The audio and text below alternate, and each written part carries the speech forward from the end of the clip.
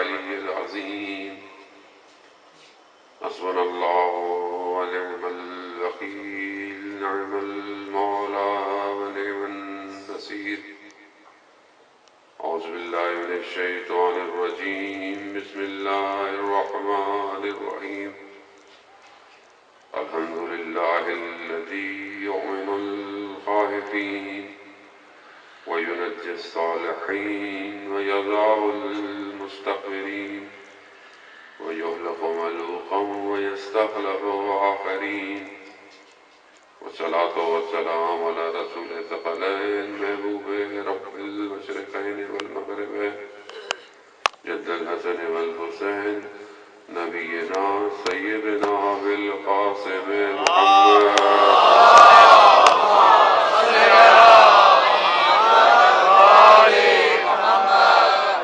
وعلى آله الطيبين الطاهرين المعصومين، لا سيما بقية الله في الأرضين روحي وأرواحنا لتراب مقدمه الفدا ولعنة الله على أعدائهم أجمعين.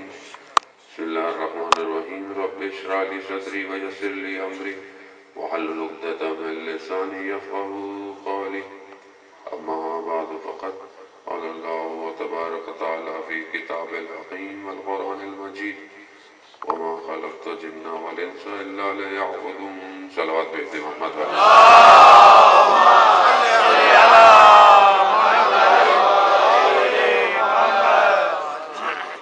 حضرات شہزادی کائنات مجلس فاطمیہ ہے، اور اسی سلسلے میں بندہ حقیر آپ کی خدمت میں حاضر ہے. اور معذرت کے ہم نے پوری کوشش کی کہ ہم اپنے موقع پہ پہنچ جائیں، لیکن بہرحال یہ حادثاتی طور پر الیکٹریسٹی کا چلے جانا، تو میں معذرت چاہتا ہوں. آپ لوگوں کو کافی دیر انتظار کرنا پڑا، اور بہرحال حادثے ہو جاتے ہیں، لیکن کوشش ہمیں اپنی کرنی چاہیے کہ ہمارا انتظام ہو تاکہ مومنین تکلیف نہ اٹھائیں، کیونکہ مومنین ان کا ذکر سننے آتے ہیں جنہوں نے ساری زندگی تکلیفیں اٹھائی ہیں. تو ہمارا اصل ہدف جو ہے وہ دین کو حاصل کرنا اور دین کے راستے پر چلنا اور آنے والی نسلوں کو دین ٹرانسفر کرنا ہے.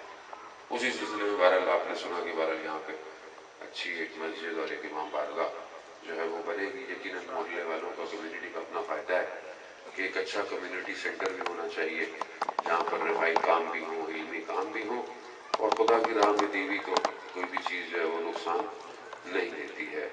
تو ہم آباد رکھیں مسجدوں کو اپنے وجود سے. ہو سکتا ہے عمارت بہت اچھی بن جائے، مگر آپ لوگ نہ آئیں تو فائدہ کیا ہوگا؟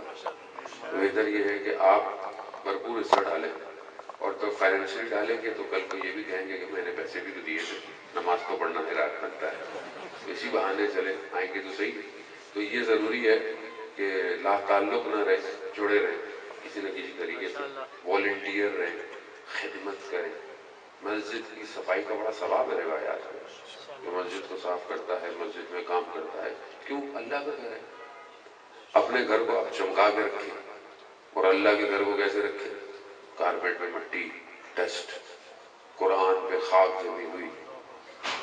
اب آپ سوچیں قیامت والے دن مسجد کیا کہے گی؟ اور ویسے بھی آپ کے محلے میں اگر مسجد ہے اور آپ نماز نہیں پڑھتے تو قیامت والے دن یہ مسجد گلا کرے گی، آپ سے شکوہ کرے گی کہ میں اس کے گھر کے قریب تھی کہ میرے پاس نماز پڑھنے نہیں آتا. اور ویسے بھی باجماعت نماز کا ثواب فرادہ نماز سے کہیں گنا ہے. کسی کو پتہ چل جائے کہ باجماعت نماز کا ثواب کتنا ہے، کبھی بھی نہیں چھوڑے گا باجماعت. بہرحال جتنا ہو سکتا ہے، انسان ہو سکتا ہے کام پہ ہو، کہیں دور ہو تو مشکل ہے، لیکن اگر گھر پہ پاس ہے اور آپ رہتے ہیں تو ضرور اپنے اس میں حصہ ڈالیں. ساری چیزیں ہی مسجد کے لیے تھی. اسلام بھی جب پہلی اسٹیٹ بنا رہا ہے، جو ہمارا پرائم منسٹر بہت بولتا رہتا ہے، جس سے اتنا بولا کہ ہمیں بھی ڈر لگتا ہے کہ ہم بولیں گے ان کا جاننے والا ہے کہ اسلام نے پہلی اسٹیٹ بنائی کہ وہ حکومت تھی، مدینہ میں بنائی. مدینہ میں سب سے پہلے رسول نے مسجد بنائی، اور ایسی مسجد تھی کہ اسی مسجد میں سب ہوتا تھا. تو پرائم منسٹر کو چاہیے کہ اگر وہ مدینہ اسٹیٹ بنانا چاہتا ہے تو اسے بھی سب کچھ مسجد سے شروع کرنا چاہیے. لیکن خدا نہ خاصہ کسی اور مسجد میں چلا جائے، برحال احتیاط کی وجہ سے میں نام نہیں لے رہا، صلوات بھیجتے محمد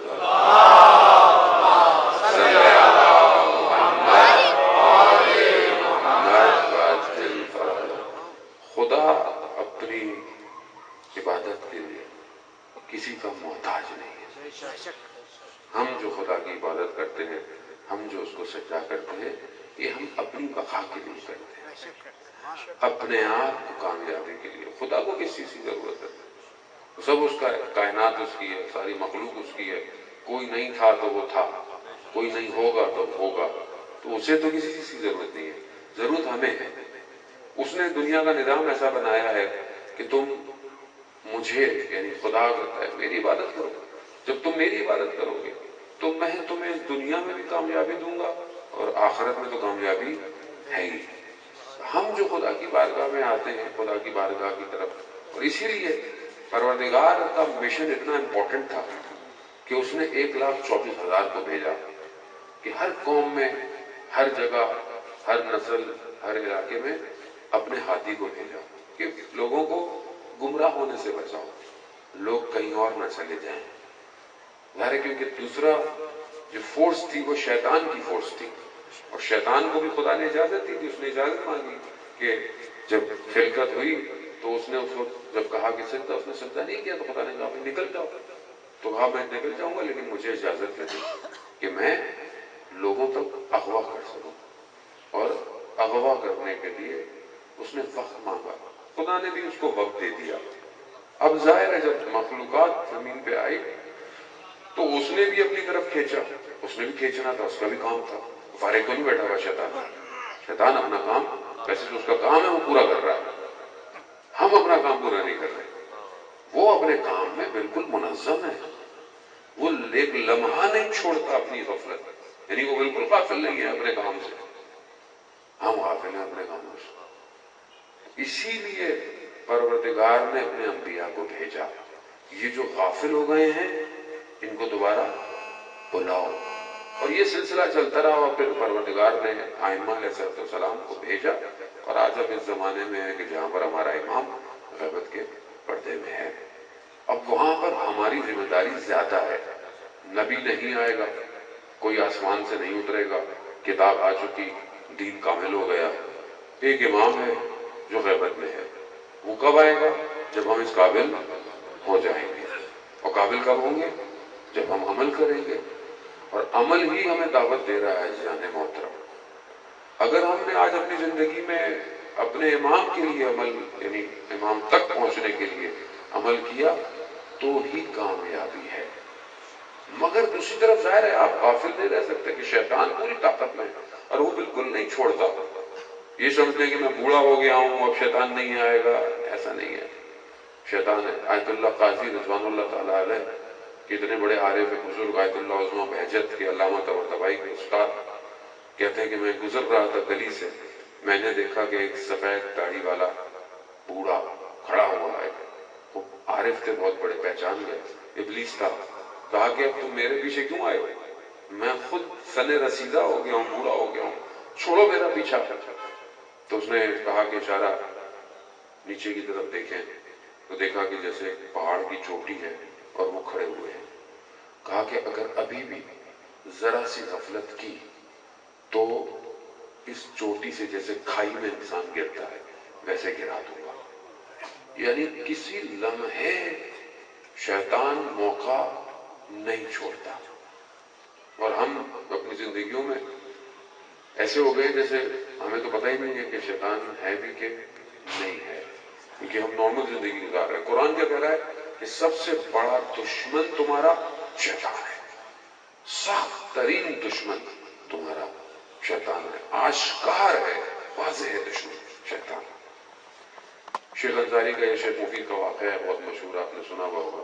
ان کے شاگرد نے خواب میں شیطان کو دیکھا، اس کے ہاتھ میں بڑی بڑی موٹی موٹی زنجیریں ہیں، وہ زنجیریں جس سے جہازوں کے لنگر بھی روکے جاتے ہیں، کتنی مضبوط ہوگی، اور اسی طرح ہر سائز میں، اور پتلی پتلی بھی ہیں۔ تو اس سے پوچھا کہ یہ کیا ہے؟ کہا کہ جتنا مضبوط شخص ہوتا ہے، شیطان کہہ رہا ہے، میری زنجیر اس کے لیے اتنی ہی مضبوط ہوتی ہے. جتنا مضبوط ہوگا زنجیر بھی اتنی مضبوط ہوگی، اور جتنا کمزور ہے اتنی زنجیر کمزور ہے. تو کہا میرے لیے، کہا تم جیسوں کے لیے زنجیر کی ضرورت نہیں. کچھ لوگوں کو ضرورت نہیں ہے، ایسی شیطان کی ہوا چلتی ہے شیطان کی طرف مڑ جاتے ہیں. ایک تصویر موبائل میں دیکھی انسان برباد ہو گیا، ایک حرام بات سنی انسان بالکل کنورٹ ہو گیا. کیوں؟ کیونکہ کنٹرول نہیں ہے، نفس کی تربیت نہیں کی ہوئی. خیر وہ اٹھا، اس نے جا کر اپنے استاد کو یہ خواب بتایا. شیطان نے اسے کہا کہ تمہارا استاد اتنا مضبوط ہے کہ یہ جو میری مضبوط زنجیر تھی نا اس نے وہ بھی توڑ دی، یعنی میں اس کو پکڑ نہیں پایا. صبح اٹھ کر یہ اپنے استاد کے پاس گیا، جا کے بتایا کہ ایسا ایسا ہے. تو کہنے لگے ہاں بالکل صحیح ہے.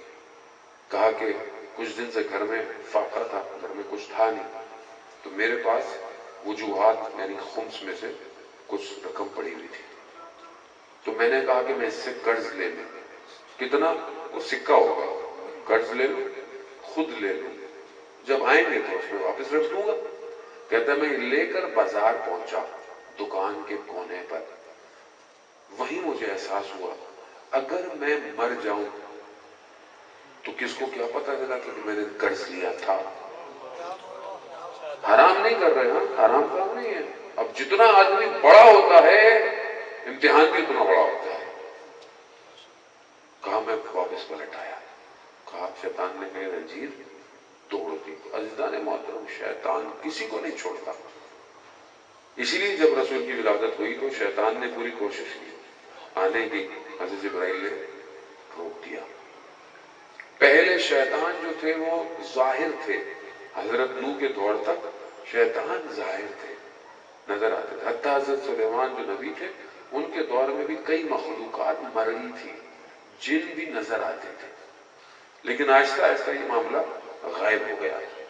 آخری زمانہ جس میں ہم آ چکے ہیں، اس زمانے میں شیاطین چاہے وہ جن ہوں چاہے وہ، یہ آہستہ آہستہ ظاہر ہونا شروع ہو جائیں گے، آہستہ آہستہ یہ آنا شروع ہو جائیں گے. اور آپ کے سامنے اس ٹائم دنیا کے اندر جو کام ہو رہا ہے یہ انسان نہیں کر سکتا، یہ شیطان کا کام ہے. خاص طور پہ یہ جو پوری دنیا کا میڈیا ہے یہ شیطانی میڈیا ہے. میکسیمم شیطان ہے، میکسیمم وہ اپنے دجال کی تیاری کر رہا ہے. کہتا ہے کہ میں حضرت عیسیٰ کا تیاری کر رہا ہوں، حضرت عیسیٰ کا تیار نہیں ہے، وہ شیطان کی تیاری. اس میں آپ دیکھ لیں، چاہے وہ آپ کا اپنا ملک کا ڈرامے ہو، پروگرام ہو، آپ کو اکثر چیزیں اس کے اندر نظر آئیں گی جو شیطانی ہیں. شیطانی، حتیٰ جو باہر کے بڑے بڑے دوسرے ممالک میں ان میں چیزیں ہیں وہ تو خود کہتے ہیں کہ یہ جو ہم کلام پڑھتے ہیں یہ شیطانی کلام ہے، سیٹینک ورسز، یعنی شیطانی کلام ہے، شیطان نے الہام کیا ہوا ہے ہمارے اوپر. اور یہ ساری چیزیں جو بھارت ابھی میرا موضوع نہیں ہے اتنا زیادہ. تو اب مسئلہ یہ ہے کہ جب اتنی طرف سے دشمن اپنی پوری طاقت سے، ہر طرف سے، ظاہر سے، باطن سے، گھر سے، کلچر سے، اکنامکلی، سوشلی، ہر طرف سے وار کر رہا ہے، ہم کیا کر رہے ہیں؟ سب سے بڑا سوال یہ ہے کہ ہم ڈیفینڈ شیلڈ کتنی بنا رہے ہیں، ہمیں کتنی ڈیفینڈ بنانی چاہیے، ہمیں مقابلہ کس کا کرنا ہے. ہماری زندگی کی جدوجہد کیا ہے، ہماری زندگی میں مقصد، کیریئر جو ہم رکھتے ہیں، ہماری زندگی میں کیا ہونا چاہیے. کیریئر، یہ پڑھ لوں، وہ پڑھ لوں، یہ ڈگری لے لوں، نوکری کر لوں، گھر لے لوں، گاڑی لے لوں، فنش، ختم، یہی ہے. یا مثلا باہر چلا جاؤں، اسکالرشپ کر لوں، پڑھائی کر لوں، یہی ہے. اس کے علاوہ کیا ہوگا؟ اس پوری پلاننگ میں امام زمانہ کہاں ہے؟ کہیں ہے امام کہ میں یہاں ہوں گا تو امام کی طرف چلا جاؤں، یا میں یہ پڑھوں امام کے لیے، یہ کروں امام کے لیے؟ اگر امام ہی نہیں ہے، میں نے کل آپ کی خدمت میں عرض کیا، تو پھر میں کیوں زندہ ہوں؟ شرمندہ ہوں پھر میں امام کے بغیر زندہ ہوں. دعا ندوہ میں پڑھتا ہوں میں کہ مولا میں پوری دنیا کو دیکھتا ہوں مگر میں آپ کو نہیں دیکھ رہا. کیوں نہیں دیکھ رہا میں آپ کو؟ ٹھیک ہے فلسفہ غیبت میں کہ امام نظر میں نہیں آئیں گے سب کو، لیکن دل تو تڑپنا چاہیے امام کے لیے، یا وہ بھی نہیں تڑپنا چاہیے؟ دیکھیں یہ درد اصل یہی ہے دنیا کا، ہم سے زیادہ ہمارا منتظر امام ہے، ہم سے زیادہ منتظر ہے، لیکن ہمیں، میں آپ کو اپنے آپ کو کہہ رہا ہوں کہ میں غافل ہوں، اپنی زندگی میں مصروف ہوں۔ بیوی کو سب سے زیادہ غم یہی تھا، میں یہاں تک پہنچی تھی کہ سب سے مشکل جو مدینہ کے اندر تھی وہ یہی غم تھا سیدہ کو کہ وقت کے امام کا حق غصب ہو رہا تھا، اور ظاہر ہے جب وقت کے امام کا حق غصب ہو رہا ہو تو سب سے پہلے وہی نکلتا ہے جو امام کی اطاعت کرتا ہے۔ تو آج اگر ہمارا امام نہیں آ رہا اور امام کی حکومت دنیا میں قائم نہیں ہے تو اس کا مطلب کیا ہے کہ امام کا حق غصب ہو رہا ہے۔ تو ہم امام کے حق واپس لانے کے لیے ہم کیا کر رہے ہیں؟ یہی ایام فاطمیہ کا سب سے بڑا میسج ہے کہ بی بی شہید اس لیے ہو گئی کہ اپنے آپ کو وقت امام پر قربان کیا۔ ہمیں بھی اپنے وجود کو اپنے وقت امام پر قربان کرنا پڑے گا، تبھی ہم دنیا میں بھی سرخرو ہیں اور آخرت میں بھی نجات پائیں گے، ورنہ دنیا میں شاید ہم کسی کامیابی پہنچ جائیں لیکن آخرت میں شاید ہمیں کچھ بھی نہ ملے۔ تو ہم اپنی زندگی کو ترسیم کریں اور بی بی کی زندگی سے اپنی زندگی کو رول ماڈل بنائیں، اپنے گھروں کو رول ماڈل بنائیں، ہماری خواتین، مائیں، بہنیں، بیٹیاں اور اپنی اولاد میں ایسی تربیت کریں کہ کل معاشرہ اس طرف بڑھے جو ظہور کی طرف بڑھنا ہے۔ اور ایک حدیث کافی طولانی ہے لیکن ایک اس کا حصہ میرے ذہن میں آ گیا کہ پروردگار نے حضرت موسیٰ سے کہا کہ اگر جو ہے وہ تم جو ہے وہ عزت چاہتے ہو تو عزت جو ہے وہ سلاطینوں کے دروازوں پہ نہیں ملتی ہے، عزت جو ہے وہ تواضع میں ہے۔ انسان تواضع اختیار کرے، اپنے وجود کو اس قابل کرے، انکساری جو ہے وہ انسان کو انسان بناتی ہے۔ اور ویسے بھی حدیث میں ہے کہ انسان قدرت رکھتے ہوئے، اپنے اندر طاقت رکھتے ہوئے، قدرت رکھتے ہوئے اگر کسی کو معاف کر دے تو وہ بہترین انسان ہے۔ رسول خدا ایک جگہ گزر رہے تھے، جوان جو ہے وہ بڑے بڑے بھاری بھاری پتھر اٹھا رہے تھے اور طاقت کا مظاہرہ کر رہے تھے، تو رسول خدا کو بھی دعوت دی انہوں نے کہ آپ بھی اٹھائیں۔ رسول نے کہا کہ طاقتور سب سے زیادہ شخص وہ ہے جو اپنے غصے پر قابو کرے، کیونکہ انسان کو جب غصہ آتا ہے تو پھر وہ دیکھتا ویکھتا نہیں ہے، چاہے گھر ہو، بعض اوقات انسان اپنے والدین کے آگے اہانت کر بیٹھتا ہے غصے کے اندر۔ جتنے بھی آپ دیکھیں سڑکوں پر لڑائیاں جھگڑے ہوتے ہیں سب کیوں ہوتے ہیں؟ غصے کی وجہ سے۔ غصہ جو ہے وہ اس لیے کہا گیا کہ بہت سارے معاملات میں حرام ہے، لیکن ایسا نہیں ہے کہ غضب آپ کے اندر نہ ہو، غضب ہونا چاہیے، اور آپ اپنے دشمن کو، ظالم کو للکاریں گے کیسے اگر آپ کے اندر غضب نہ ہو؟ یہ بہت سے لوگ کہتے ہیں حضرت عیسیٰ کی قوم، یعنی انہوں نے اپنا دایاں ہاتھ تھپڑ پڑا تو انہوں نے بایاں ہاتھ بھی دے دیا کہ بایاں چہرے پہ دائیں پہ مارا ہے تو چلے بائیں پہ مار دیں۔ وہ اتنا شریف نہیں ہونا چاہیے آدمی کو، آج کل کے دور میں تو ویسے بھی ہونا چاہیے۔ مولا متقیان حضرت علی ابن ابی طالب علیہ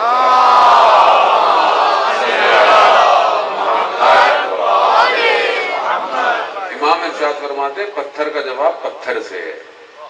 تو آپ کو ہر جگہ نہیں ہوتا، لیکن ہاں معاشرے کی اصلاح کے لیے کمیونٹی میں رہتے ہوئے گھر کے اندر بہت ساری چیزیں کنٹرول کرنی ہے۔ گھر کے اندر آپ کو سب سے اپنے اخلاق کو اچھا رکھنا ہے۔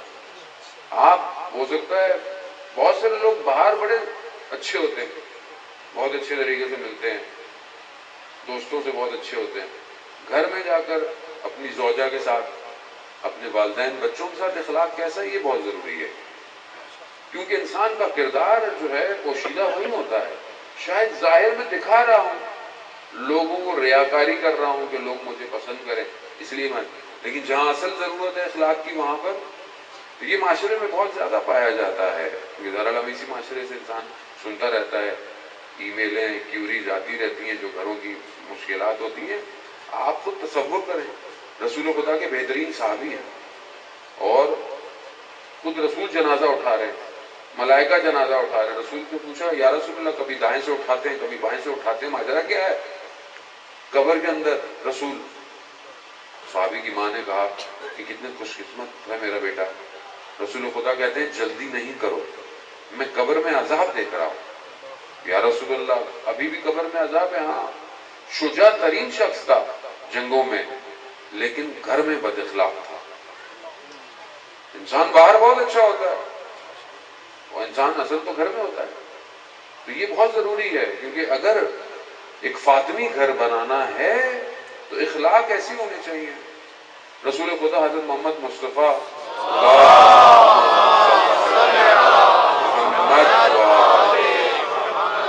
رسول گھر میں آئے اپنی بیٹی کے, تو کیا دیکھتے ہیں؟ مولا کائنات بیٹھے ہوئے دال صاف کر رہے. اللہ بولے امام دال صاف کر رہے ہیں, یہ کیا بات ہوئی؟ ایسے ہی ہے, روایت ہے, امام دال صاف کر رہے ہیں. رسول خدا نے آتے ہی کہا جو مرد گھر میں مدد کرتا ہے گھر کے کاموں میں, اسے پتہ نہیں کتنے حج, کتنے عمرے اور کتنے شہداء کا ثواب ملتا ہے. تو اب خواتین تو خوش ہوں گی کہ آپ لوگ گھر جا کے کوئی نہ کوئی کام کریں گے انشاءاللہ. اس میں کوئی بری بات نہیں ہے عزیزان محترم. اگر گھر کا انسان کوئی مدد کر رہا ہے, کام کر رہا ہے, آپ کا اپنا گھر ہے, کسی پرائے کا گھر تھوڑی ہے. اگر آپ کو کام کر لیتے ہیں, کسی کی ہیلپ کر لیتے ہیں, تو یہ بھی ضروری ہے تاکہ انسان کو سامنے والے کو بھی دیکھنا چاہیے بہرحال کہ خاتون کتنی مدد کرتی ہے. اسی طرح خواتین کے بھی حقوق ہے مرد کے لیے کہ جب گھر پہ آئے مرد باہر سے اور نہیں پتا ٹریفک میں آیا, تھکا ہوا ہے, پتہ نہیں جو بھی مسائل ہوں, آتے ہی گھر کی مشکل بیان نہ کرے اس سے. یہاں بندہ قدم رکھتا ہے شروع, یہ ہو گیا وہ ہو گیا فلانا ہو گیا, جیسے بیچارہ ابھی آ بھی نہیں رہا ہوتا, رستے میں ہوتا ہے, اب تو فون شون آ گئے ہیں, ظاہر ہے واٹس ایپ کال آ گئی ہوگی, یہیں سے شروع ہو جاتا ہے. بندہ کہتا ہے میں گاڑی کہیں اور ہی موڑ لوں زیادہ بہتر ہے. عزیزان محترم یہ سیرہ اسلامی نہیں ہے, یہی تو سیکھنا ہے ہم نے مجلسوں میں. صدر اسلام کا میں نے واقعہ شاید آپ کی خدمت میں بیان کیا, مسلسل میں کئی دنوں سے مجلس پڑھ رہا ہوں, مجھے یہ بھی یاد نہیں رہتا. معذرت کے ساتھ ذرا انسان تھک جاتا ہے, سفر ہے, اسی سے پتہ چلتا ہے ہم کتنے کمزور ہیں, محتاج ہیں. یہ ضروری ہے تاکہ انسان اپنی اوقات میں رہتا ہے, غرور نہیں کرتا, تکبر نہیں کرتا. واقعہ صدر اسلام کا واقعہ ہے. یہ شخص تجارت پہ گیا ہوا تھا, واپس آیا گھر پہنچا, بیوی سے پوچھا بچہ کیسا ہے؟ بیوی نے کہا کہ الحمدللہ. آیا, کھانا کھایا, آرام کیا, استراحت کی, سو گیا. صبح اٹھا, نماز پڑھنے مسجد نبوی جا رہا تھا, تو بیوی نے کہا شوہر سے کہ اگر کوئی امانت دے اور پھر واپس مانگے تو کیا کرنا چاہیے؟ کہا اس کی امانت ہے, اسے لوٹا دینی چاہیے جب وہ مانگے. کہا جو چند سال پہلے خدا نے بچہ دیا تھا, کل خدا نے واپس لے لیا. مسجد جائیں تو رسول خدا کی خدمت میں کچھ لوگوں کو لے آئیے گا, بچے کو دفنا دے. اس نے جا کے رسول کو بتایا, رسول آئے, رسول نے اس کو دعا دی. یعنی یہ ہے صبر خواتین کا, یہ ہے طریقہ. رسول نے دعا دی, ان کے یہاں فرزند پیدا ہوا اور پھر مولائے کائنات کی رکاب میں شہید ہوا. یہ سیرت عزیزان محترم, اس کی ہمیں ضرورت ہے آج کل کے اندر. آج تو ویسے بھی گھر اتنا ٹوٹ اور گیا ہے کہ آج احترام تو ویسے ختم ہو گئے ہیں, اسلامی قدریں ختم ہو گئی ہیں. لوگ گھر میں ہوتے ہوئے بھی گھر میں نہیں ہیں, گھر میں بیٹھے ہوئے ہیں اور ایک دوسرے سے دور, آمنے سامنے بیٹھے ہوئے مگر بات کوئی نہیں کرتا. میسج فارورڈ کیا تھا, دیکھ لیتے. گھر میں ہوتا ہے یہ. بزرگ بیٹھے ہوئے ہیں, میں نے وہ محسوس کیا, بزرگ بیٹھے ہوئے ہیں, نہ بزرگ سے کوئی بات کر رہا ہے. اچھا بزرگ بھی بات نہیں کر رہے آج کل, وہ بھی خبریں دیکھتے رہتے ہیں. یہ حقیقت ہو گئی ہے. معاشرہ ظاہری تعلقات سے ٹوٹ گیا ہے اور ورچوئلی جڑ گیا ہے, اور اس کی وجہ سے کیا ہو گیا کہ جب ہم بکھر جائیں تو پھر ہم کمزور ہو جاتے ہیں اور پھر دشمن کام ہم پہ آسانی سے کرتا ہے. انسان کی بقا اسی میں. ابھی مثال کے طور پر آپ کسی بہت مصروف آدمی سے پوچھیں نا, کہ مثلا کوئی بہت بڑا بزنس مین ہو یا کوئی ایسا آدمی ہو کہ آپ دیکھیں ظاہراً بہت اچھا آدمی, ترقی یافتہ آدمی ہے ظاہراً, اس سے بھی پوچھیں آپ تو وہ کہیں کاش میں ایسی جگہ چلا جاؤں جہاں موبائل کے سگنل نہ آتے ہو. دنیا بھاگ رہی ہے دوبارہ کہاں؟ اس سکون کی طرف جو چھوڑ کے آئی ہے. یہ حقیقت ہے. جتنے بڑے بڑے ٹیکنالوجی ایکسپرٹس ہیں، جتنی بڑی بڑی کمپنیوں کے ہیں، وہ یہ کہتے ہیں کہ ہم اپنے موبائلوں کو اپنے گھر لے کے نہیں جاتے. ہم نے اپنے بچوں کو فلانی چیزیں نہیں دی گئی. ہم نے اپنے بیڈ روموں میں موبائل نہیں رکھا. کیوں؟ تاکہ گھر میں بات کرنے والا ہو. یہاں تو صبح موبائل سے ہوتی ہے، رات بھی موبائل میں. پہلی اور آخری چیز جو انسان دیکھتا ہے وہ موبائل ہے. صبح دیکھتا ہے اللہ اکبر،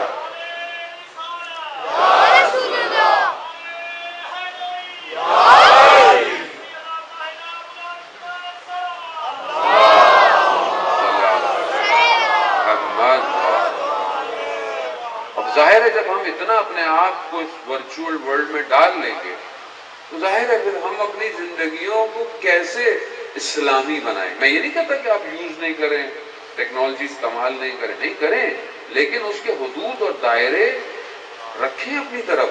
اس سے صحیح استفادہ کریں. اس میں سے جو صحیح کام کیے جا سکتے ہیں، اپلیکیشن بنائیں، محنت کریں.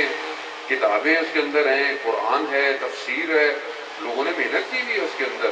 کتنے بہترین سافٹ ویئر ہیں جو قرآن کے ہیں، تفاسیر کے ہیں، قرأت کے ہیں، اور اس کے علاوہ بھی ہیں. مطلب دنیا کی جو بھی آپ کی اسپیشلائزیشن ہے سب چیزیں ہیں. لیکن اصل انسان بننا ضروری ہے. آج دنیا کی ٹیکنالوجی کامیابیوں کی طرف ظاہری لے کے جا رہی ہے مگر انسانیت سے دور کر رہی ہے. مولا متقیان جانتے تھے کہ انسان آسمانوں پہ چلا جائے گا، اسپیس پہ چلا جائے گا، زمین کی تہہ میں بھی چلا جائے گا، ہواؤں میں بھی اڑے گا، سب کرے گا، اسکائی اسکریپرز بنا لے گا، سب کر لے گا، مگر انسان نہیں بن پائے گا. اسی لیے نہج البلاغہ انسان بننے کا نسخہ ہے. امام نے اس کے اندر انسان بننے کا فارمولہ دیا ہے کہ انسان. لیکن کیا یہ ہم آج یہ فارمولہ ہم دیکھ رہے ہیں؟ نہیں دیکھ رہے. آج نہج البلاغہ ہمارے گھر میں تو ہوگی انشاءاللہ سب کے، نہیں ہوگی تو آج خرید لیجیے گا، ہونی چاہیے، نہیں تو موبائل میں ڈاؤن لوڈ کر لیں. تو ہم کتنی حکمتیں مولا متقیان پڑھتے ہیں. ہمیں افسوس بہت ہے کہ مدینہ میں امام کا حق حذف ہو گیا. افسوس تو ہے، لیکن ہم نے امام کے لیے کیا کیا؟ وہ جو امام اتنا کلام چھوڑ کے گئے ہیں، وہ کلام ہماری زندگی میں کہاں ہے؟ وہ چھوٹی چھوٹی حکمتیں کتنی یاد ہیں، کتنے لیٹر ہیں، کتنے خطبے ہیں نہج البلاغہ میں؟ کون بتائے گا؟ مولانا صاحب آپ کا کام ہے، ہمارا کام تھوڑی ہے. یہی ہوگا آخر میں انسان یہ ہوتا. آپ بتائیں مولانا صاحب، آپ بھی کچھ کیجئے، تھوڑی سی زحمت کریں، جائیں کتاب، یا اپنے آپ کے محلے میں عالم دین ہیں اسے ریکویسٹ کریں کہ ہفتے کے ہفتے آپ کے لیے ایک دن نہج البلاغہ کے لیے مختص کریں. آپ آئیں نماز میں 10-15 منٹ، 5 منٹ اپنے مولا کی محبت کی خاطر کم از کم امام کا قول تو سنیں. کیسے ہم ولایتی بنیں گے عزیزان محترم؟ کیسے ہم مولائی بنیں گے جب مولا کا وجود ہمارے وجود سے لمس نہیں کر رہا؟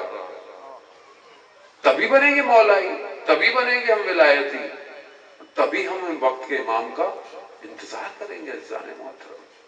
وہ باتیں تھوڑی سی کڑوی ہوتی ہیں، سخت ہوتی ہیں، لیکن بہرحال دوائی جتنی بھی اچھی ہوتی ہے تکلیف تو ہوتی ہے تھوڑی بہت لینے میں، لیکن کیا کریں، انسان کو زندہ بھی تو رہنا ہے. اس گھر کی یہی خوبی تھی، انہوں نے ساری مشکلات کو اپنے اوپر وجود میں لیا تاکہ انسانیت باقی رہ جائے. اس گھر سے کوئی خالی نہیں گیا، چاہے مانگنے والا ہو چاہے بھوکا ہو. شخص آیا مسجد نبوی میں، آیا یا رسول اللہ مسافر ہوں، بھوکا ہوں، لباس چاہیے. اصحاب کی طرف دیکھا رسول خدا نے کہا کہ میرے پاس تو فی الحال ابھی یہاں پہ کچھ نہیں ہے، تم گھر چلے جاؤ. اور اپنی بیٹی کے گھر بھیج دیا. بیٹی کے گھر گیا، تقاضا کیا، بیوی نے کپڑا لا کے دیا اس کو. اس نے کپڑا دیکھا، کہا اس سے میرا تقاضا شاید پورا نہیں ہوگا. تو بیوی نے اپنا ہار جو تھا وہ دے دیا. وہ ہار لے کر مسجد واپس آیا، کہا یا رسول اللہ یہ ہار ہے، کوئی خریدار ہے؟ رسول نے بولا کون خریدے گا؟ تو ایک صحابی کھڑے ہو گئے، کہا کہ کیا چاہیے اس کے بدلے میں؟ کہا بھوکا ہوں. کہا کھانا. کھانا دیا، زاد سفر دیا، لباس دیا، چلا گیا. میرے لیے کافی ہے. ہار لے لیا، ہار اپنے غلام کو دیا. غلام سے کہا کہ جاؤ اس ہار کو رسول کی خدمت میں پیش کرو، اور تمہیں بھی میں نے رسول کی خدمت میں دیا، جاؤ. غلام آیا رسول کے پاس ہار لے کر. رسول نے ہار لیا. غلام کو کہا تم تو آزاد ہو. ہار دیا، کہا جاؤ اس کو واپس میری بیٹی کو دے کے آ جاؤ. اس نے جا کر وہ ہار بیوی کو واپس کیا اور کہا کہ کتنا متبرک یہ ہار تھا. ایک بھوکے کو کھانا کھلایا، ایک بے لباس کو لباس دیا، ایک مسافر کو زاد راہ دیا، ایک غلام کو آزاد کرایا، اور جہاں سے نکلا تھا وہاں واپس آ گیا. اللہ اکبر. یا رسول اللہ.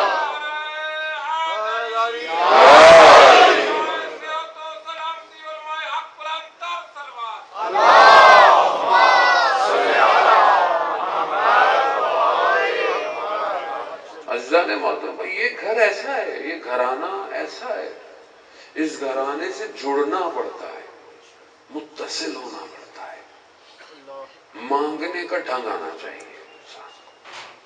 منع نہیں ہے، آپ جو بھی مانگے، اور ہمیں ملا بھی کیا ہے؟ ہمیں سب کچھ اسی گھر سے تو ملتا ہے، اور ہمارا ہے بھی کیا.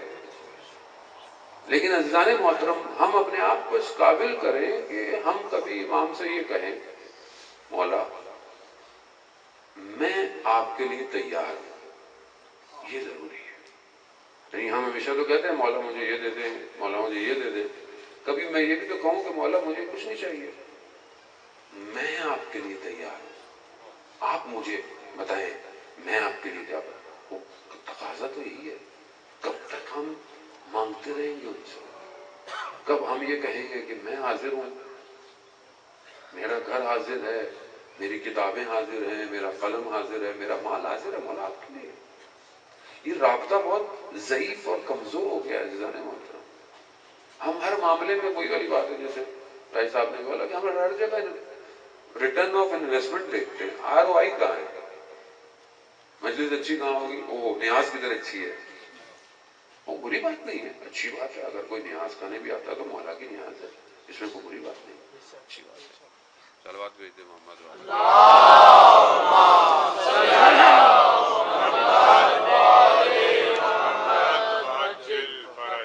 محمد والے محمد بلند تر صلوات.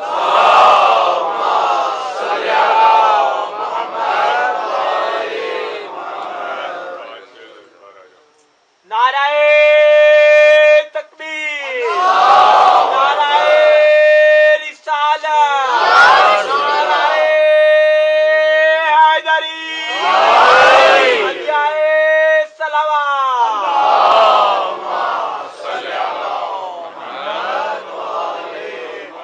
برا نہیں ہے انسان جو اگر کسی نیاز کے لیے جاتا ہے، کسی وجہ جاتا ہے، تو مولا کے در پہ آ رہا ہے.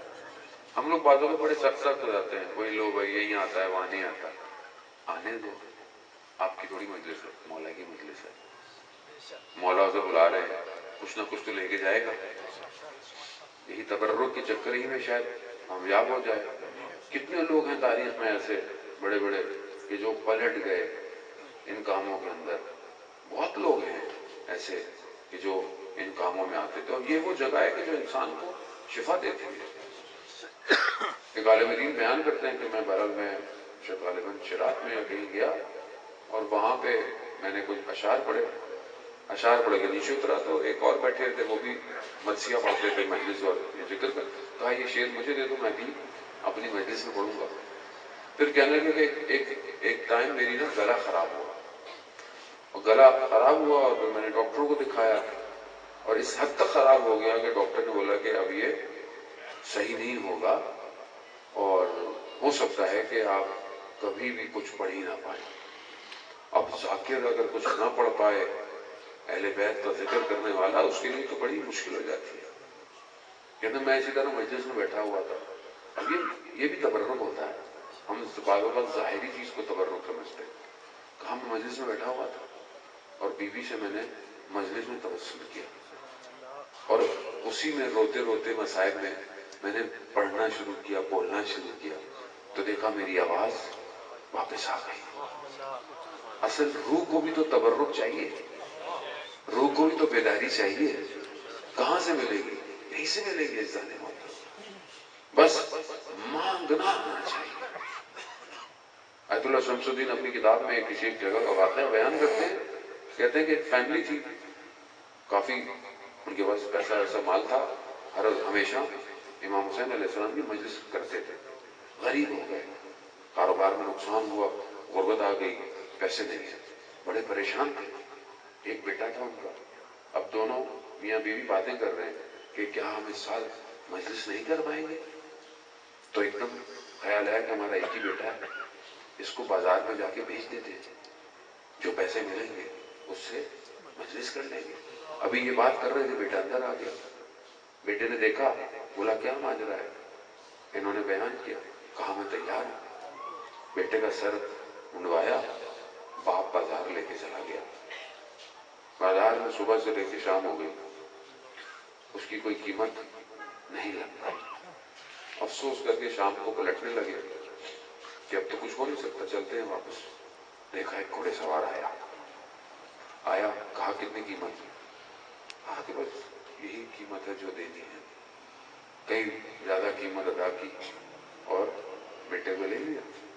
اب اس کو پیچھے گھوڑے پہ بٹھایا اور شہر سے باہر نکلنے لگے تو دیکھا وہ بیٹا رونے لگا۔ تو گھوڑے سوار نے پوچھا کہ رو کیوں رہے ہو؟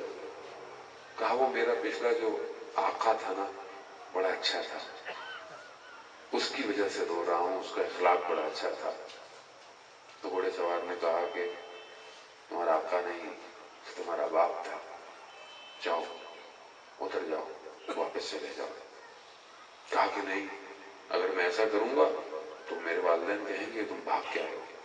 کہا نہیں، بھاگ کے نہیں جا رہے، اپنے والدین سے کہنا مجھے امام حسین نے آزاد کیا ہے، میں حسین کا آزاد کیا۔ ہاں جانے اصل آزادی یہی ہے، امام قبول کر لیں، کوئی بھی چیز ہو، چھوٹی ہو بڑی ہو، اسے کیا فرق پڑتا ہے؟ اصل تو ماجرا انہی کے ہاتھ میں ہے، ساری زحمتیں محنتیں اسی کا۔ ہم ظاہر دیکھتے ہیں، مجلس میں بہت لوگ ہیں، یا ایسا ہے ویسا ہے، وہ یہ تھوڑی دیکھتے ہیں، وہ ہمارا دل دیکھتے ہیں، وہ ہمارا خلوص دیکھتے ہیں۔ تہران کے ایک عالم تھے، کہتے ہیں کہ مجھے فون آیا کسی بڑے تاجر کا مجلس کے لیے کہ فلانی جگہ مجلس پڑھنے جاؤ، جگہ بھی اچھی ہے، ہدیہ بھی اچھا ملے گا، لیکن اس سے پہلے میں ایک خاتون کا کسی چھوٹے علاقے سے فون آیا تھا، تو انہوں نے بولا کہ بی بی سکینہ کی مجلس رکھی ہوئی ہے، تو میں نے ان کو ہاں کر دی تھی۔ اب میں نے اس تاجر کو بولا کہ بھائی میں نہیں جا سکتا وہاں۔ کہا نہیں وہ تو چھوٹی، اس کو چھوڑے، یہاں جائیں، آپ کا نام ہوگا، آپ کی عزت ہوگی، پیسہ ملے گا۔ کہتے ہیں اچھا، یہ میں نے سوچا کہ میں کل ان کو منع کروں گا، پھر ان کو میں نے ہاں کر دی کہ میں ان کو معذرت کر لیتا ہوں۔ ان کو میں نے معذرت دی، سو گیا۔ دوسرے دن اٹھا، اٹھنے سے پہلے میں نے خواب میں دیکھا کہ وہ جو جہاں پر چھوٹی مجلس تھی اس کے دروازے پر امام حسین بی بی سکینہ کو لے کے کھڑے ہوئے۔ میری آنکھ کھلی، میں اٹھا، میں نے تاجر کو منع کیا۔ کہا کیا کر دو؟ کہا جس مجلس کو امام قبول کریں اسے نہیں چھوڑ سکتا۔ کہ مجلس پڑھی اور کہتے ہیں کہ مجلس میں تھوڑے سے لوگ تھے، چھوٹے تھوڑے سے لوگ، غریب سے لوگ، لیکن کہتے ہیں کہ اس مجلس میں جو رکت تھی، ہاں ہمیں کیا پتا، مولا قبول کرنے والے ہیں۔ اور ویسے بھی ہم کہتے ہیں کہ مجلس جہاں بھی ہوتی ہے بی بی تشریف لاتی ہے۔ ہم تو خطا کار ہیں، گناہ گار ہیں، ہم تو دیکھ نہیں سکتے، لیکن علماء بیان کرتے ہیں کہ مجالس میں انہوں نے دیکھا ہے بی بی کو تشریف لاتی ہے۔ حاج مرزوق عراق کا بہت بڑا مرثیہ خواہ تھا، مصائب پڑھتا تھا، اسے بہت لوگ بلاتے تھے تہران آ جائیں، تہران آ جائیں، نہیں آتا تھا۔ خواب میں امام حسین کو دیکھا، امام حسین نے کہا حاج مرزوق جاؤ وہاں عزاداری شروع کرو، اور 2 ہاتھ کا ماتم جو اس نے شروع کرایا، اس نے شروع کرایا۔ آ کے آخری وقت زندگی کے مریض تھا، اپنے ایک دوست کو بلایا جو بہت قریبی تھا، کہا میں تمہیں ایک راز بتاتا ہوں. کہا یہ چند دن پہلے مجھے شدید بخار تھا، بخار میں میرا گلا خشک ہو گیا. تو میری 3 بیٹیاں تھیں، راضیہ، مرضیہ، فاطمہ. تو میں نے اپنی ایک بیٹی کو آواز دیا، مجھے پیاس لگ رہی تھی. میں نے کہا راضیہ. تو میں نے دیکھا کہ ایک نقاب پوش باحجاب جاہ و جلال کے ساتھ ایک خاتون تشریف لائی. مجھ سے کچھ کہا نہیں گیا ان کو دیکھ کے. پھر میں نے بولا مرضیہ. پھر وہ 2 قدم آگے آئی. پھر میں نے کہا فاطمہ. تو خاتون کی آواز آئی، ہم آ تو گئے ہیں. آج منظور ظاہر ہے پرانا پاگل. کہتے ہیں بی بی ادب کا تقاضا میں آپ سے کیا مانگوں. آج منظور ساری زندگی تم نے ہماری نوکری کی ہے، اب کوئی وقت آ گیا ہے ہم تمہارے پاس آئے ہیں. پانی چاہیے. کہا بی بی پانی چاہیے. کہا بی بی نے مجھے ایک گلاس دیا.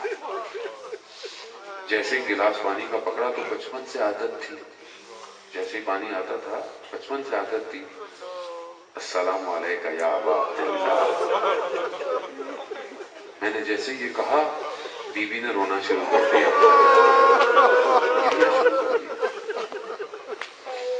پھر بی بی نے کہا کہ حاج منظور ہمارے لیے مصائب نہیں پڑھو گے. کہا بی بی ڈاکٹروں نے منع کیا ہے، طبیعت ایسی ہے منع کیا ہے آج کل، لیکن آپ کے لیے پڑھوں گا. بی بی کون سے مصائب پڑھوں؟ اللہ. بی بی نے کہا کہ علی اصغر کے مصائب. وہ ایک چھوٹے بچے کے جو کربلا میں پیاسا تھا اور پانی کی وجہ سے، پانی تو لینے آیا تھا، اس کو کیا چاہیے تھا، نہ وہ جنگ کر سکتا تھا، لیکن آیا اپنے بابا کے ساتھ آیا. آپ مصائب سنتے رہتے. یہ ایک چھوٹا بچہ سب سے یہی تھا کربلا، مگر ایک چھوٹا بچہ مدینہ میں در و دیوار میں ماں کے بطن میں شہید ہو گیا. ایک تہائی سادات کی نسل شہید ہو گئی. حضرت محسن شہید نہیں ہو گئے، ایک تہائی سادات کی نسل شہید ہو گئی. در و دیوار میں سیدہ آ گئی. آسان نہیں تھا، سخت تھا بہت زیادہ. بی بی نے جانے پر آپ سنتے رہتے ہیں مصائب میں، بی بی باہر گئی، بی بی نے باہر سب کچھ کیا. آخری ایام بی بی کے بڑے سخت گزرے. بی بی جو ہے وہ اپنے گھر سے روتے کے لیے ایک مقام پہ جاتی تھی، کیونکہ لوگ کہتے تھے علی بی بی سے کہیں کہ یا دن میں گریا کرے یا رات میں.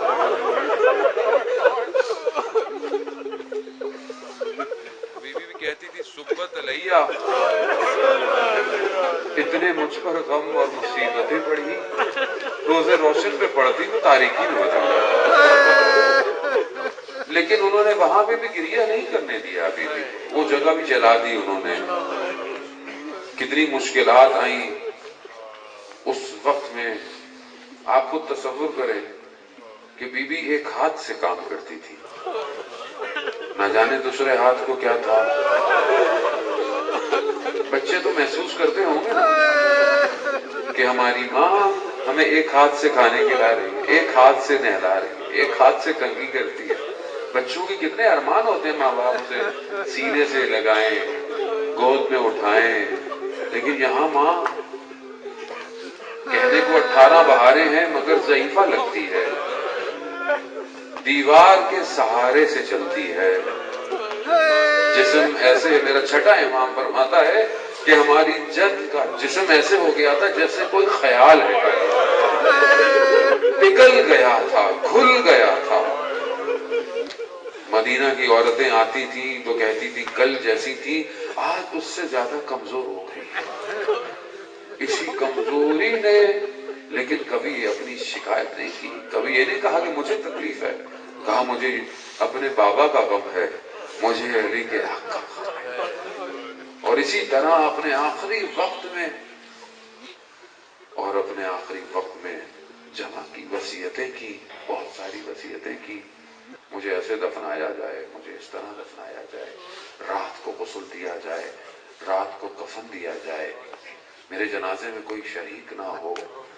یہ سب کہتے کہتے بہرحال کچھ وقت آیا، الگ سے بی بی اور وہ امام علی اکیلے ہوئے، امام کی آنکھوں سے آنسو نکلے، بی بی نے اپنے ٹوٹے ہوئے بازو کو آگے کر دیا، امام نے پوچھا کہ کیا کر رہی ہیں؟ کہا میں نے بابا سے سنا ہے مظلوم کی آنکھ کا آنسو زخموں کو شفا دیتا ہے۔ وہ وقت آیا، اسما کہتی ہے کہ بس آپ نے گریہ کیا، خدا قبول کرے آپ کے گریے کو، رونے کو۔ بی بی سیدہ آپ کو کوئی غم نہ دکھائیں سوائے اپنے بیٹے کے غم کے، جتنے بھی ماں نے لوگوں نے درخواست کی ہے اسی گریے کے ٹائم پر، ان سب کو شفائے کاملہ اور عاجلہ ہو، جو بے اولاد ہیں انہیں اولاد صالح اور نیک عطا ہو۔ یا سیدہ بہرحال یہ جو بھی اولاد ہوگی یہ آپ کے بچے کے عزادار ہوں گے۔ آج اگر کوئی بے اولاد ہے تو بی بی ان کو اپنی اولاد کے صدقے میں اولاد عطا کرے۔ ہاں عزادارن محترم، اسما کہتی ہے میں نے دیکھا کہ بی بی نے بچوں کو بڑا تیار کیا ہے، نہلایا ہے، تو ان کے ساتھ میں نے کہا کہ ٹھیک ہو گئی ہیں، لگتا ہے پہلے سے بہتر ہو گئی ہیں۔ جیسے ہی میں نے دیکھا بی بی نے کہا کہ میں اب اپنے کمرے میں جا رہی ہوں، اگر کچھ دیر بعد مجھے آواز دینا، اگر آواز پہ میں جواب دے دوں تو ٹھیک ہے، نہیں تو علی کو بتا دینا۔ فاطمہ چلی گئی، بی بی نے جا کر کپڑا اوڑھا، اپنے آپ کو خانہ کعبہ کی طرف رکھا، اور جیسے کہا تھا ویسے ہی ہوا۔ اسما نے جہاں امام حسن امام حسین سے کہا کہ جاؤ حضرت علی کو خبر دے کر آؤ۔ جیسے ہی حضرت علی کو خبر ملی، وہ علی جسے کوئی دنیا کی چیز نہ گرا پائی، جیسے ہی مولا نے سنا چہرے کے بل زمین تھما گئی، نہ جانے کس طرح گھر پہنچے، نہیں پتا کس طرح گھر پہ آئے، بس یہ مولا کا آنا تھا۔ جس طرح بی بی نے کہا تھا ویسے ہی انجام دیا، غسل کفن۔ رات کی تاریکی میں بچے گریہ کر رہے ہیں، بچے پریشان ہیں، ماں غیر ماں ہوتی ہے، کسی کی بھی ماں ہو، اور وہ بھی ایسی ماں ہو۔ اللہ بچوں کو کہا کہ بیٹا گریہ نہیں کرنا، باہر پتہ نہ چل جائے لوگوں کو۔ رات کے وقت پہ غسل دینا شروع کیا، امام غسل دیتے دیتے جو دوسروں کو کہہ رہے ہیں کہ خاموش رہو نا، اچانک سے گریہ شروع کر دیا۔ پوچھا مولا سے، مولا آپ کیوں گریہ کر رہے ہیں؟ اللہ اکبر، یہ مولا جانتے ہیں، ہم تو بیان کرتے ہیں، وہ بھی ٹوٹے ٹوٹے، یہ تو امام جانتا ہے۔ اللہ اکبر، ایک مرد کے لیے کتنا سخت، یہ وہ مرد جانتا ہے، وہ مظلوم اول کائنات۔ دیوار سے سر رکھ کر امام گریہ کرتے ہیں اور کہتے ہیں کہ سیدہ نے اپنے زخم مجھ سے چھپا کر رکھے۔ کفن دیا، بچے آخری وقت میں اپنی ماں سے رخصت لے رہے ہیں۔ وہ گھر کے جو اتنا گھر تھا کہ جس پر رسول آتے تھے، جس گھر کی رونق سیدہ تھی، امام علی باہر سے جتنے بھی مشکلات ہوں جب گھر آتے تھے تو سیدہ کے چہرے کو دیکھ کر غم دور ہو جاتا تھا۔ اب یہ آخری رات سیدہ کی اس گھر کے اندر، بچے آئے، بچے کفن سے لپٹ کر رو رہے ہیں، اتنا روئے، اتنا گریہ کیا امام حسین نے کہ آواز آئی علی بچوں کو بدن سے ہٹا لو ورنہ ملائکہ عرش پر کوہرام مچا دیں۔ یا امیر المومنین، یہ تو آپ کا گھر ہے، یہ سیدہ کے یتیم ہے، لا یومو کا ابا عبداللہ، کربلا میں حسین کے یتیم روتے رہے، کربلا میں حسین کی بیٹی کو تماچے لگتے رہے۔ اللہ اکبر، مگر وہاں تقدیر یہی تھی، یہاں تقدیر یہی تھی، یہاں دروازے جلے وہاں خیمے جلے۔ ہاں عزاداران محترم، یہی تو سختیاں اور یہی تو مشکلات تھی ساری۔ وہاں بی بی کو کوچہ بنی ہاشم میں، یہاں بیٹی پوتی کو کوفہ اور شام کے راستوں میں تماشے لگتے رہے۔ وقت آیا، بہرحال امام نے جنازے کو اٹھایا، گھر کے افراد نے تاریکی میں جنازہ اٹھایا، امام لے گئے۔ امام نے کئی قبریں بنائی کہ قبروں کا نشان نہ پتا چلے، لیکن ایک قبر بنی ہوئی تھی، اس قبر میں امام جسے سیدہ کو اتار رہے ہیں، نہ جانے کس دن سے اتارا ہوگا۔ یہی کہا یا رسول اللہ، وہ جو امانت آپ نے دی تھی وہ امانت ویسی نہیں ہے۔ کیا ہوا اس امانت کو؟ بس عزاداران محترم بہت سخت ہے بیان کرنا، بیوی قبول کریں۔ بس میں یہی کہوں گا کہ جب رسول گئے تھے تو چہرے پر کبود نہیں تھا، جب رسول گئے تو پسلیاں ٹوٹی ہوئی نہیں تھی، جب رسول گئے تو ہاتھ سوجے ہوئے، نہ جانے کس طرح اتارا۔ اور بیوی کی وصیت میرے مولا کو یاد آئی، علی جب دفنانا تو چلے نہ جانا، کل بیوی مجھ سے بات کرنا، مجھ سے گفتگو کرنا۔ یہاں امام علی دفنا رہے ہیں لیکن امام بات تو کر رہے ہیں، لیکن کس سے بات کریں؟ وہ علی کا پولیس یار چلا گیا، وہ علی کا دل جس میں رہتا تھا وہ چلا گیا، امام اب کس سے بات؟ شاید امام بھی کہتے ہوں کہ سیدہ مجھ سے گفتگو کرے، مجھ سے کلام کرے، لیکن دفنا دیا۔ اور پھر امام کو اپنی بیٹی، اپنی بچیوں کا یاد آیا ہوگا، اپنے بیٹے کا یاد آیا ہوگا کہ شاید سیدہ نے یہ کہا ہو، کیونکہ بی بی بچوں کے لیے بہت وصیتیں کر کے گئی تھی۔ یہی یاد آیا ہوگا کہ علی زیادہ دیر بھی نہیں بیٹھنا، کیونکہ گھر میں یتیم بچے ہوں گے، جلدی چلے جانا۔ ہاں امام نے بڑا خیال کیا، بس چند جملے اور آپ سے امام نے اپنی بچوں کا بڑا خیال کیا، ان کو ایسا پالا کہ ان کو احساس نہیں ہونے دیا۔ سلام ہو امام نے مشکل حالات میں، جب امام کا آخری وقت تھا کہ جب امام کوفہ میں شہید، امام کو ضربت لگی تلوار کی، امام کو جب جنازہ اٹھایا گیا، ہم امام کی مصیبتیں بڑی پڑتی ہیں، لیکن امام کو جب لایا، جب گھر لے کر آئے تو امام نے کہا مجھے میرے قدموں پہ رکھ دو، کہا اور یہاں سے چلے جاؤ۔ اصحاب کو کہا یہاں سے چلے جاؤ، کیوں؟ کیونکہ کہیں میری بیٹی تم لوگوں کی آوازیں نہ سنے، آوازیں نہ سنے۔ اور رستے میں جو بھی ہوا سب کو دلاسا دیتے رہے، امام حسین کو دلاسا دیا، امام حسن کو دلاسا دیا، لیکن جب گھر پہنچے بستر پر لیٹے، مگر جیسی زینب آئی، بیوی نے اپنے بابا کے سر پر ماتھے پہ بندھے ہوئے کپڑے کو دیکھا، خون آلودہ تھا، زہر تاثیر کر رہا تھا، بی بی سے صبر نہیں ہوا، رونا شروع کیا۔ تو اب یہاں امام علی نے بی بی زینب کو دلاسا نہیں دیا، جیسی بیٹی نے رونا شروع کیا امام علی بھی ٹوٹ پڑے، روتے رہے۔ اور جیسے ہی کوفہ کے یتیموں کو پتا چلا کہ علی مریض ہے، ہاتھوں میں دودھ کے پیالے لے کر آ گئے۔ مولا یتیموں کو پالنے والا ہے نا، آ گئے یتیموں دودھ کے پیالے لے کر ایک قطار میں کھڑے ہو گئے۔ میں کہوں گا مولا آج یہ کوفہ ایسا ہے، کل جب آپ کے یتیم آئیں گے کوفہ میں تو کوئی دودھ نہیں، کوئی پانی بھی نہیں پوچھے گا، یا تلواریں ہوگی یا پتھر ہوگا یا زبانوں کے نیزے ہوں گے۔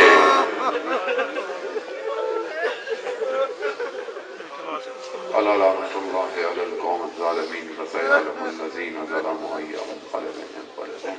پروردگار امام زمانہ کے ظہور میں تعجیل عطا فرما، ہمیں ان کے ناصروں ان کے مددگاروں میں شمار فرما۔ پروردگار جو بھی حاضرین مجلس یہاں موجود ہیں ان کی جائز خواہشات کو پورا فرما، بانی مجلس کی جو بھی خواہشات ہیں ان کی اس عبادت کو، ان کی زحمتوں کو قبول فرما، مسجد شاہ نجف کے ٹرسٹ والوں انتظامیہ کو، انجمن جانصاران اہل بیت اور جتنے بھی لوگ جو ہمارا اپنی ڈیوٹی دے رہے ہیں، پولیس والے انتظامیہ، ان سب کو بی بی سیدہ کے صدقے میں اجر عظیم عطا فرما۔ پروردگار جو بے روزگار ہیں رزق حلال عطا فرما، جو برسر روزگار ہیں رزق میں ترقی اور کشادگی عطا فرما۔ بہت سارے لوگ مریض ہیں، مولانا سبتین کی والدہ مریض ہیں، اور مجھے ایک دوست عزیز نے کہا ان کی والدہ مریض ہیں، حاضرین کے جو مریض ہیں، جو بیماری کی وجہ سے، وائرس کی وجہ سے مریض ہیں، ایسا نقوی صاحب بھی بہت نمازی بھی ہیں اور بہت مریض ہیں، اس کے علاوہ بھی جو بھی لوگ مریض ہیں، پروردگار سیدہ کا صدقہ ان سب کو شفائے کامل اور عاجل عطا فرما۔ پروردگار ہمیں کوئی غم نہ دے سوائے غم حسین کے، پاکستان کو عزت اور استحکام عطا فرما، اس کے دشمنوں کو نیست اور نابود فرما، ہمیں حج عمرہ اور زیارات کی توفیق عطا فرما۔ اللہم ارزقنا زیارت الحسین فی الدنیا و شفاعتہ فی الآخرہ۔ صلوات محمد